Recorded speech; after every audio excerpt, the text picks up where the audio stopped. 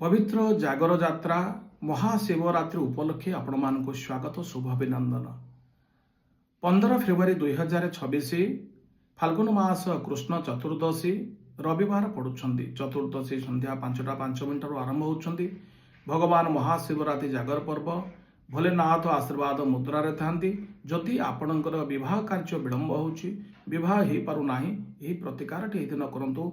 प्राप्त समय स्नान पूर्वक सूर्य को दर्शन करी भगवान विष्णु नारायण रूप को पूजा करी पुष्प समर्पण करी तुलसी दल समर्पण करी भगवान विष्णु नारायण को पूजा कर सारा पर संध्या 5:05 पर चतुर्दशी व्रत आरंभ होती। समय आपण टगर कयन्यर गयस मालती केतकी दुर्वा त्रिशाखा बेलपत्र 108 दही लहुणी मिश्री सिद्धि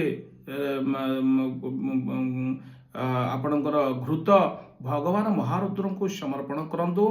निश्चिंत रूप से माँ पार्वती की लाल सिंदूर लाल पुष्प वस्त्र समर्पण करी हर गौर्जादिष्टक पाठ करंतु एवं पंच फल समर्पण करी मन भितर मानसिक करंतु विवाह कार्य सिद्धि होगा पाई। संध्या 5:05 पर चतुर्दशी व्रत आरंभ होती। 3टी 5टी बा 11 गोटी दीप आपण भगवान महारुद्र को जालंतु। 3टी होउचंदी त्रिनेत्र, 5टी होची पंचानन, 11 होउचंदी रुद्र।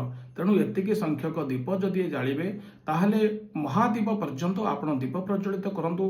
पंचाक्षर मंत्र श्री हर गौर्जादिष्टक महामृत्युंजयकर मंत्र एवं आपणकर शिवंकर गायत्री ओम तत्पुरुषाय विद्महे महादेवाय धीमहि तन्नरुद्रं प्रचोदयात् बार बार पाठ करिवे। विवाह कार्य संपन्न आशीर्वाद प्राप्त होगा पाई निश्चिंत भोलेनाथ बाबा आपणकर मनस्कामना पूर्ण करिवे।